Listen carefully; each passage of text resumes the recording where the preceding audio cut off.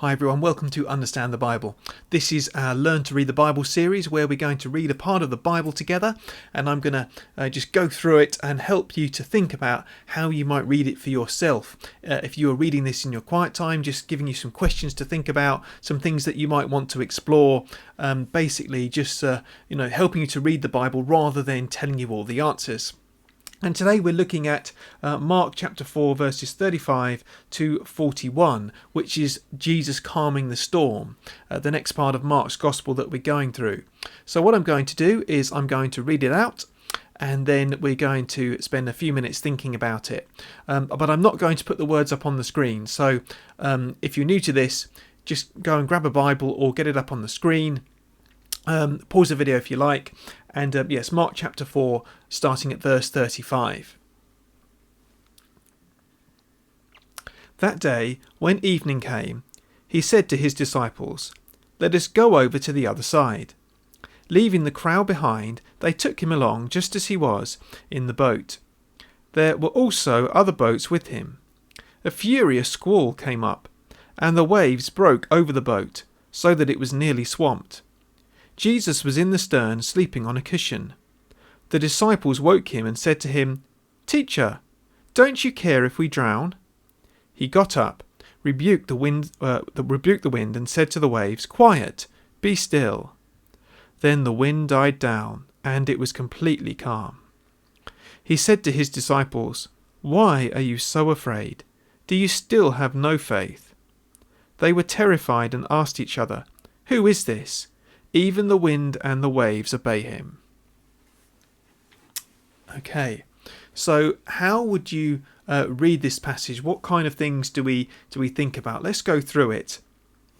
So it's think about what's just Jesus has just been teaching, and at the end of the day, it says that day when evening came, he says, "Let's go over to the other side." So they leave the crowds, they get into a boat. Now, think about this with the boats. Where have we seen boats before in Mark's Gospel? And if you remember, when Jesus calls the disciples, some of them, they are fishermen. So they are experienced sailors. They know their way around boats and they know their way around the lake. That's a really important thing for this story. Remember that, because then when they come out and they go onto the lake, it says a furious squall came up and the waves broke over the boat so that it was nearly swamped. Apparently, I've heard that this is the kind of thing that happens on in this region, that it can be completely calm and then instantaneously, it can really change, and the weather can change and it can get really dangerous. That's known to happen there. So Jesus was just asleep, which I think must say something about how tired and exhausted he was. But the disciples, they woke him up and said, "Teacher, don't you care if we drown?" So the disciples were scared. And you think if the disciples, at least some of them, were fishermen, then it says something about, if they're scared, I think it says something about how bad the storm is. That this is a storm which is even hardened fishermen are scared of. And they say, "Teacher, don't you care if we drown?" One of the things which I might think about if I was reading this passage is just thinking about storms in my own life. It's just thinking about the kind of feeling that they must have been feeling at that time, and think about how they must have been terrified of what was going on, of their circumstances.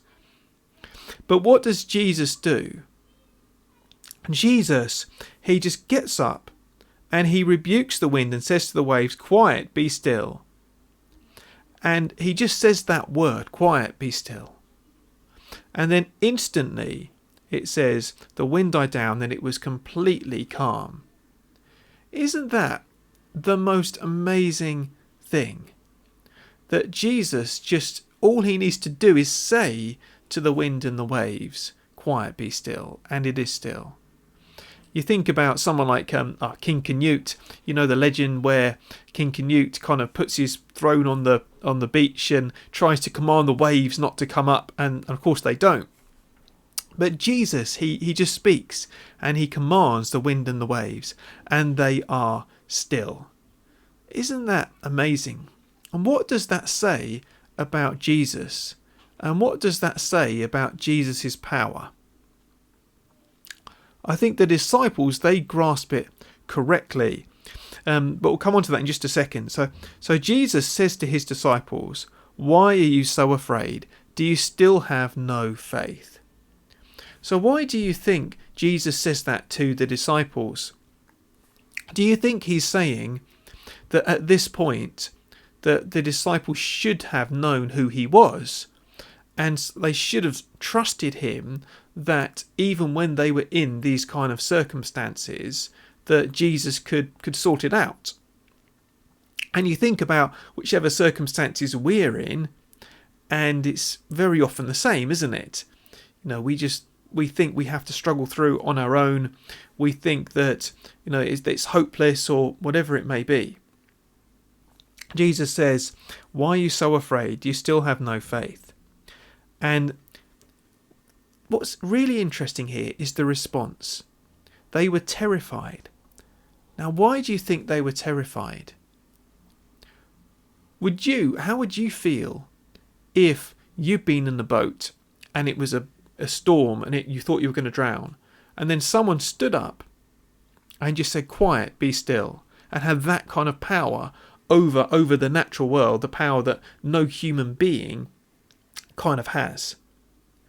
And I think I would certainly feel pretty scared, I think, at that point, just knowing that someone else had that much power. And they say, "Who is this? Even the wind and the waves obey him." And that's a good question, isn't it? And that's the question that we are left with as we finish. Who is this? Who is Jesus?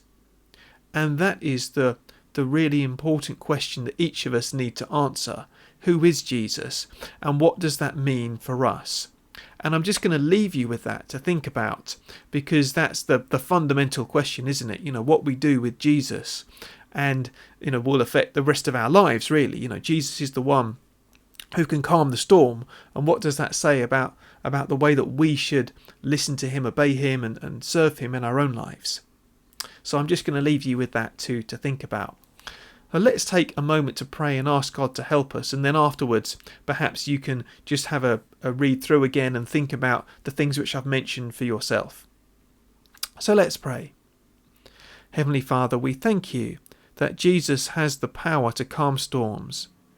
We thank you for what that says about Jesus' power and authority over nature and over everything. And we pray that you would help us to trust him for everything in our own lives. We pray in Jesus' name. Amen. Well, thanks very much for joining me today on Understand the Bible. Do check out the rest of understandthebible.uk, and don't forget, if you're watching this on YouTube or on Facebook, then you can either like the page or subscribe to the channel to get these week by week.